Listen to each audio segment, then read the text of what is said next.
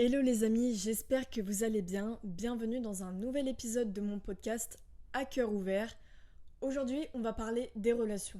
Pas forcément que des relations amoureuses, mais vraiment en fait des relations humaines de manière générale, donc que ce soit des amitiés ou donc des relations amoureuses. Parce que oui, je sais pas si vous l'avez remarqué, mais en fait depuis un certain temps, on parle énormément de solitude. Où en fait on dirait que tout le monde se sent seul, que tout le monde est entouré mais pourtant on se sent seul. Et du coup pour compenser, on essaye de rencontrer plein de gens, d'aller à plein de soirées, de faire plein de choses. Mais en fait c'est parce qu'au fond on se sent juste profondément seul. Et c'est notamment un fléau qui touche la jeune génération, donc la génération Z. Et on entend parler de ce sujet que ce soit sur les réseaux sociaux, dans des conversations personnelles ou même des recherches scientifiques, les gars, même les recherches scientifiques disent que la génération Z est très certainement la génération en fait qui ressent plus le sentiment de solitude et qui est le plus exposée à tout ce qui est anxiété, stress, voire même dépression. Et ce n'est pas moi qui le dis, c'est les statistiques, parce que oui, je me suis quand même pas basée sur quelques conversations personnelles ou encore quelques TikTok. En effet, on parle bien de 75% de la génération Z qui se sentirait seule et 56% des 12-28 ans qui auraient un sentiment de stress ou de solitude en France. Et la source, c'est Ipsos. Voilà, comme ça si vous me demandez. Et pour les 75%, c'était aux États-Unis, il me semble. Donc bref, la grande question du coup de ce podcast, c'est comment ça se fait? Parce que c'est hyper paradoxal que les jeunes générations soient plus aptes à ce sentiment de solitude où ils ont l'impression qu'ils ont pas forcément de gens à qui parler, où ils ont pas forcément le groupe d'amis qu'ils aimeraient avoir et du coup ils se sentent seuls, ou alors qu'ils se sentent entourés mais ont ce sentiment de solitude, ce qui est probablement pire. Et on entend beaucoup parler du coup de cette difficulté de rencontrer des gens, déjà premièrement, de se faire des amis, de se créer des amis, mais aussi de la difficulté de faire durer des amitiés. Beaucoup de personnes voient ça comme un fardeau et on voit ça énormément sur les réseaux sociaux où on parle de la difficulté que c'est aujourd'hui d'avoir des relations qui durent, des relations authentiques, sincères et durables.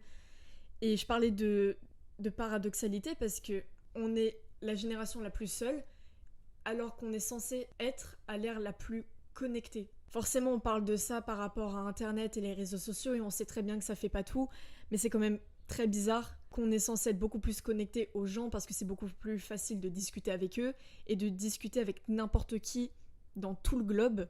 C'est quand même un truc de fou. Et pour autant, on a l'impression qu'on rencontre jamais personne. Et il y a aussi cette énorme paradoxalité par rapport au fait que il y a de plus en plus de trends et de mouvements émergents qui parlent de self-care. Et quand on parle de self-care, on parle pas juste de prendre soin de sa peau, etc. On parle d'un vrai mindset où en fait on te parle d'être la meilleure version de toi-même, de prendre du temps pour toi, d'être heureux parce que c'est comme ça que tu seras heureux. Alors comment ça se fait qu'il y a énormément de personnes qui sont dans cet état d'esprit-là et qu'il y a des vrais mouvements émergents comme tels et que pour autant on se sente aussi seul? Bref, c'est exactement de ça dont on va parler, donc vraiment asseyez-vous et puis j'ai hâte d'avoir vos retours dessus, ça m'intéresse vraiment. Donc n'hésitez pas à me faire vos retours sur mon Instagram mindsmind, ça m'intéresserait de ouf de savoir ce que vous en pensez. Bref, donc pour moi, tout commence par notre société. Oui, je sais, je vais encore dire ça comme très souvent, le capitalisme est le fléau, mais c'est vrai en fait. Parce que en fait, l'une des choses dont on parle le plus, on galère en fait à faire des rencontres, à faire des amitiés, c'est le manque de temps. Le temps, c'est vraiment quelque chose de fondamental. Que ce soit pour faire de l'argent, pour faire des rencontres, pour prendre du temps pour nous, en fait c'est tout autour du temps. On n'a pas le temps de faire ça, on n'a pas le temps de sortir, on n'a pas le temps de rencontrer des gens, on n'a pas le temps de sortir manger. Du coup on trouve à chaque fois des alternatives. Des alternatives, on commande à manger. J'ai pas le temps de rencontrer quelqu'un, bah j'installe Tinder. J'ai pas le temps de parler avec des gens, bah je parle sur les réseaux sociaux et j'ai pas le temps de les rencontrer. Et en fait c'est pour ça que je pense qu'il y a ce paradoxe de on est hyper connecté et on se sent quand même seul. Parce que c'est clair que d'être connecté à quelqu'un à travers un téléphone, ça ne remplacera jamais en rien les relations humaines parce qu'en fait on a tout simplement, c'est juste biologique et psychologique, c'est dans la nature humaine, en fait on a tout simplement besoin de contact pour être heureux. L'être humain n'est pas fait pour vivre seul. Et en fait je parlais de société individualiste parce qu'on vit dans une société où on fait tout à 2000 km/h. Donc en fait ces sociétés individualistes et productives, en fait c'est vraiment le côté capitalisme où tu dois faire de l'argent, tu dois beaucoup travailler et tu peux compter que sur toi-même pour toi t'enrichir et avoir encore plus de choses. Aujourd'hui, même si vous vous en rendez pas forcément compte, en fait l'objectif primordial de la société c'est s'enrichir. Et même si nous, en tant qu'individus, c'est peut-être pas notre objectif premier, c'est l'objectif premier de beaucoup de gens. Et en fait, même quand on va chercher à prendre du temps pour nous, à être productif en permanence, en fait, on reste dans ce schéma de la société productive qui veut s'enrichir. Par exemple, la self-care aujourd'hui, c'est pas la réelle self-care, c'est pas prendre du temps pour soi, etc. C'est en fait être toujours de mieux en mieux, toujours glow up, toujours être mieux niveau développement personnel, où en fait tu n'es qu'un projet en constante évolution. Et je sais que moi, quand je voulais travailler sur moi un moment parce que je me sentais juste pas bien, au début ça m'a fait vraiment du bien, ce côté je vais devenir une meilleure version de moi-même, mais en fait c'est également très pesant parce que t'as l'impression, comme j'ai dit, qu'en fait t'as un projet en constante évolution et que t'as pas le droit à l'erreur, t'as pas le droit à l'échec et que en fait tu dois tout le temps, tous les jours être meilleur, toujours faire mieux, toujours être plus productif. Et aujourd'hui la self-care de maintenant se base sur ces idéaux-là. D'où le côté, c'est pas vraiment de la self-care. Parce que tu dois être productif, tu dois toujours être mieux.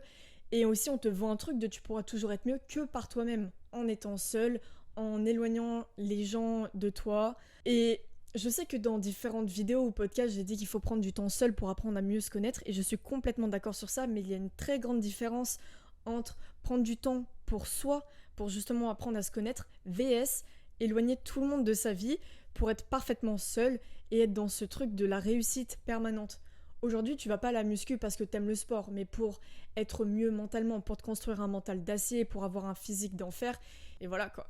Et en fait, ça devient ça avec tout. Et ça repose vraiment en fait sur ces idéaux de la société performante et productive. Et du coup, vous l'aurez compris, mais avec tout ce qui est le travail, les activités, et tu dois travailler sur toi, et tu dois faire de l'argent, tu dois manger, tu dois faire tout ça, en fait, t'as zéro temps dans ta vie. Et ça, je pense j'en parlerai peut-être dans un autre podcast, mais on est complètement déréglé de notre rythme naturel.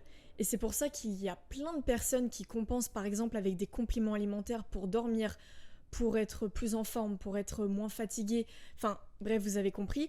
Parce que, en fait, tout simplement, notre corps, il n'arrive pas à suivre ce rythme qui est pas du tout naturel. Et donc, on essaye de compenser par X ou Y raison. Enfin, ça, c'est un autre sujet que je trouve aussi hyper intéressant. On en parlera si vous voulez. Dites-moi sur Instagram. Je fais ma promo, oui, oui, oui. Mais bref, vous l'avez bien compris, dans cette société d'hyperproductivité, forcément, où est la place pour les relations?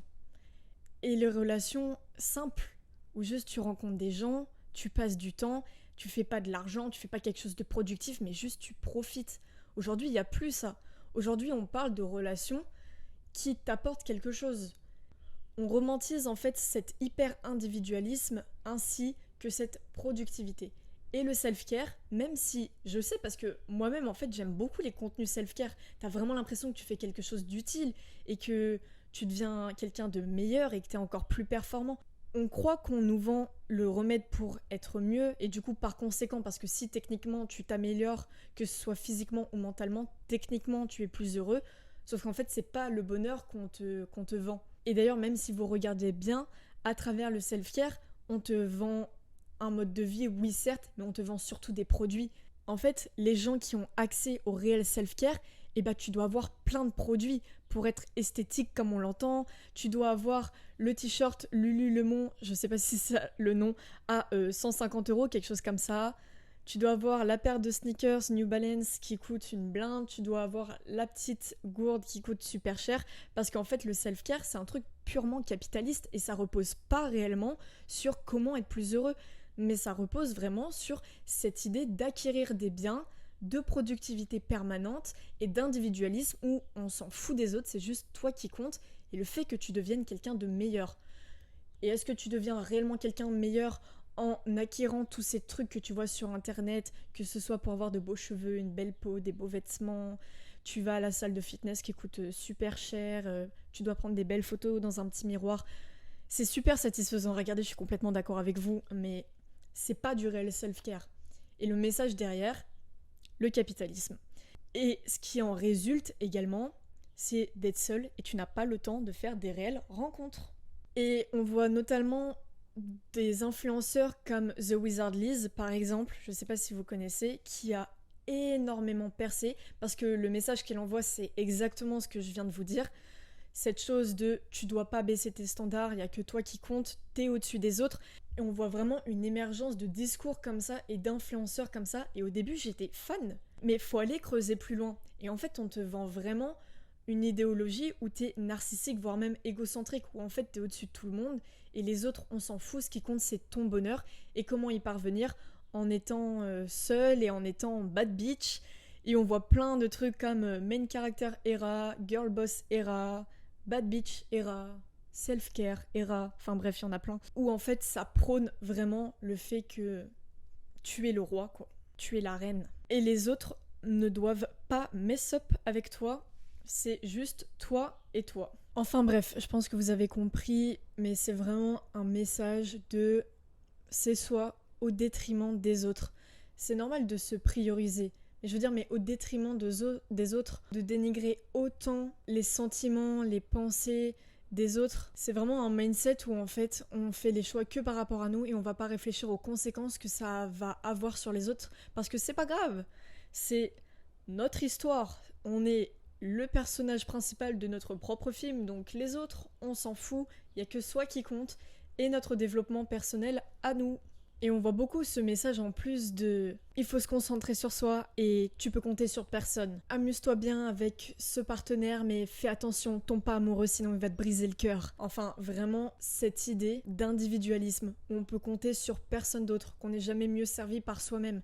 Et c'est sûr que c'est important de savoir se débrouiller, de compter sur soi, mais on a besoin des autres tout simplement. Et forcément c'est difficile derrière d'avoir des relations où on se fait confiance et où c'est durable parce que à chaque fois on va chercher à dénigrer les autres, à dire qu'il faut jamais leur faire confiance ou que si il ou elle t'aimait, il devrait t'offrir ça, te faire ça. Et à chaque fois on va chercher également à trouver des red flags n'importe où. Des gens sur les réseaux sociaux se permettent de commenter sur tes relations amicales ou sur ta vie amoureuse parce que s'il se passe ça dans ta relation, fais attention, c'est pas normal, c'est un red flag et tu devrais très sérieusement reconsidérer ta relation. J'ai fait un podcast sur le sujet vraiment axé sur les relations amoureuses pour le coup, uniquement sur les relations amoureuses. Je l'avais fait à la Saint-Valentin, mais je ne l'ai jamais posté. Peut-être que je le posterai un jour, on verra. Mais je développe ce sujet plus en profondeur. Enfin bref, vous l'avez bien compris, la consommation, notamment la surconsommation, le matérialisme et l'individualisme, s'est mis au cœur des mouvements de pensée, entre gros guillemets, d'aujourd'hui. Ainsi qu'avec le mouvement Romantise ta vie. Bon, ça, comment vous dire que c'est l'un des pires également. Pareil, je ferai une vidéo spécialement sur ça. Je sais, j'ai plein de choses à dire, mais vous inquiétez pas, tout ça va sortir. Notre relation aux humains, aujourd'hui, s'apparente aux relations qu'on a avec le matériel. Comme dans les mouvements que j'ai cités, les manières de penser, tout ça que j'ai cité précédemment, mais aussi tout simplement le fait que aujourd'hui, si ta relation elle fonctionne pas, move on, passe à quelqu'un d'autre. On normalise le fait de disparaître au moindre problème. Dès qu'il y a quelque chose qui pose problème, bam, ça se termine là, on passe à autre chose. Et parfois même sur des choses hyper stupides parce qu'on va jamais chercher à prendre le temps de comprendre l'autre, de s'intéresser plus, d'aller chercher en profondeur. Bien évidemment, je dis pas que c'est le cas pour tout le monde, mais c'est ça en grande majorité, où en fait on n'a pas ce désir et cette patience d'investir dans les relations. C'est pour ça que je compare vraiment nos relations humaines en fait à nos relations avec le matériel, où on cherche à remplacer des choses, où on cherche à en tirer que du profit, où en fait quand tu es dans une relation, c'est censé t'apporter que du positif et rien d'autre. Et forcément, c'est logique, tu te mets en couple avec quelqu'un parce qu'il t'apporte des choses positives, et les relations amicales, c'est aussi t'apporter des choses positives dans ta vie, et que s'il y a beaucoup plus de négatifs que de positifs, il y a un problème. Mais aussi, les gars, il faut prendre en compte le fait qu'on est des humains et qu'on a tous des aspects négatifs et positifs, et que normalement, quand tu es ami ou amoureux de quelqu'un, tu es censé le prendre pour sa globalité et pas que pour ses bons jours. Et en fait, j'ai l'impression qu'on traite vraiment ça comme je prends que ce qui m'intéresse, et ce qui m'intéresse pas, je le jette à la poubelle parce que je suis roi. Je prends ce que je veux et je laisse ce que je veux. Sauf que ça fonctionne pas comme ça. Et c'est comme notamment avec le truc de situationship, bah en fait c'est exactement ça, où en fait tu retires tous les inconvénients de la relation amoureuse, c'est-à-dire l'engagement, le dévouement, tout ça, et tu fais que un truc en surface. Il y en a beaucoup, ça les arrange, et ils trouvent que c'est fun et que ça leur permet d'expérimenter. Eh bien, si vous aimez, tant mieux pour vous, mais en revanche, il y a du coup ce problème où tu te sens pas réellement connecté avec quelqu'un. Il n'y a pas cette réelle intimité, authenticité et connexion avec quelqu'un. Parce que tu prends pas les personnes dans toute leur globalité, mais tu prends que ce qui t'arrange. Et ça fonctionne pas comme ça, les relations durables, tu te bats pour ces relations. Il y a des moments où ça va super bien, il y a des moments où ça va pas du tout, et c'est complètement normal. Il faut vaincre ces moments-là, prendre le temps de discuter, de trouver un terrain d'entente. Parfois c'est difficile et ça prend beaucoup de temps et beaucoup d'énergie. Mais si t'es vraiment à l'aise avec cette personne, ça en vaut la peine. Forcément c'est difficile de connaître la limite entre est-ce que je perds plus de temps à faire ça et je pourrais pas passer à autre chose parce qu'au final c'est pas une bonne relation pour moi, et je comprends complètement qu'il y en a pour beaucoup c'est super difficile de trouver cette limite, et je pense d'ailleurs c'est pas pour beaucoup, c'est en fait pour quasiment tout le monde. On a tous vécu une relation où on savait pas vraiment où se placer par rapport à ça, mais en tout cas le fait de s'enfuir au moindre problème, au moindre inconvénient, péter sa crise, s'en aller, ghoster les gens ouvertement, c'est des choses déjà, je trouve qu'ils ne se font pas, parce que c'est juste irrespectueux pour les gens en face. T'as totalement le droit d'être en désaccord ou mécontent, mais tu peux pas te permettre par exemple de traiter les gens par le silence comme ça. Je crois que ça s'appelle la violence par le silence, un truc du genre. Et c'est une violence psychologique qui est beaucoup trop utilisée de nos jours, comme si c'était normal. Et en plus de ne pas avoir envie de prendre le temps de chercher des gens, trouver des personnes, prendre le temps de construire un truc, parce que c'est épuisant dans cette société où on a tout ce qu'on veut immédiatement. C'est vraiment en fait un peu ce truc d'enfant roi, je trouve. On est tellement habitué à avoir tout comme ça en claquant des doigts que quand on doit un peu ramer pour quelque chose, et une fois qu'on l'a, on est content, et puis après bam, on se laisse et on passe à autre chose. Sauf que tu traites pas des humains comme ça, c'est autre chose. Et bien bref, en plus d'avoir ça, il y a également cette gêne autour du fait de par exemple demander à sortir avec quelqu'un, sortir dehors, de faire une activité. Il y a vraiment cette bataille entre qui va envoyer le premier message, qui va proposer quoi. Et une relation, ça doit être 50-50. Et s'il fait ci, toi tu vas faire ça. Ou en fait, vous deux, ça doit vraiment rendre l'appareil. Et je sais pas si vous vous rendez compte dans mon discours, mais à quel point ça s'apparente vraiment à une relation entre un client et son achat. Tu achètes quelque chose, donc tu attends que cette chose te rendre l'appareil. En fait, il y a vraiment cette possession autour des gens. Enfin bref, ça c'est vraiment dans mon podcast que j'ai fait pour la Saint-Valentin. Je pense que je le posterai du coup. Mais bref, on est vraiment gêné autour des relations, et je pense en fait c'est parce qu'on a cette peur terrible du rejet et de l'abandon. On a tellement peur de s'ouvrir entièrement à quelqu'un, de prendre le temps, de faire des efforts pour que au final tout ça soit gâché entre guillemets parce qu'on a été rejeté ou parce qu'au final on nous a brisé le cœur, cette amitié s'est terminée, X ou Y raison. Forcément, ça fait toujours mal. Mais de là à dire que ça n'en vaut pas la peine, ce n'est pas le cas, parce que tu auras quand même vécu une super expérience, des super événements, tu auras des super souvenirs, et en plus de ça, tu auras également grandi, parce que tu auras appris plein de choses de cette personne, mais aussi sur toi-même. Sauf que vu qu'on prévaloit cette idée de la productivité, tout doit être pertinent, tout doit résonner, on doit toujours extraire des choses de tout, et quand on voit qu'on investit du temps, parfois même de l'argent dans des relations pour qu'au final ça se termine pas comme on le souhaiterait, on voit ça comme non aboutissant. Mais c'est pour ça, je souhaite vraiment vous rappeler le fait que les relations, à la base, c'est tout simplement pour la pure connexion humaine. C'est du temps, c'est du dévouement, parfois c'est sûr, c'est de la déception, mais c'est pas grave, ça fait partie de la chose en fait, c'est juste comme ça. Et je pense qu'il faudrait vraiment qu'on apprenne en fait à accepter les personnes telles qu'elles sont, donc c'est-à-dire dans leur entièreté, pour leur qualité mais aussi leurs défauts, et en fait juste apprécier de passer du temps avec ces personnes, du temps de qualité, des moments simples et pas toujours faire des choses extraordinaires, extrêmement coûteuses, comme des sorties, des restos, des machins, offrir des cadeaux de ouf, et parfois juste apprécier les personnes telles qu'elles sont, et aussi arrêter de penser que les relations, c'est de beaucoup d'investissement de temps. Tu peux très bien avoir une relation où tout se passe très bien, où tout va très bien, et tu vas pas t'envoyer des messages tous les jours, où ça va pas être tout le temps des discussions. Et ça veut pas pour autant dire que tu ne fais pas d'efforts dans cette relation. Attention, il faut pas confondre. C'est juste une relation qui fonctionne très bien par elle-même, où tu as ta vie, cette personne a sa vie, et vous avez votre vie ensemble, en tant que vie amoureuse ou amitié. Et en fait, savoir faire la part des choses comme ça et accepter les gens dans leur entièreté. Apprécier le moment tel qu'il est et ne pas se laisser envahir par ces schémas sociaux qu'on voit, même si je sais combien c'est difficile. Je dis pas que je suis hors de ça, forcément, ça nous affecte tous. Et prendre le temps en fait de tout simplement savourer l'instant présent avec ces gens-là. Donc voilà, je pense que j'ai dit tout ce que je souhaitais dire sur le sujet. Ça m'a vraiment fait plaisir de parler de tout ça avec vous. J'espère que vous aussi vous avez beaucoup apprécié.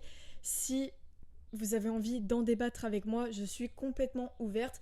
Et n'hésitez pas surtout à aller venir sur mon Instagram, comme j'ai dit précédemment, c'est là où je suis le plus présente. Mais vous pouvez également me suivre sur mes autres réseaux sociaux, où globalement c'est tout le temps le même nom. Mais voilà, j'ai hâte de vous retrouver pour d'autres épisodes et d'autres sujets. Et en attendant, prenez soin de vous.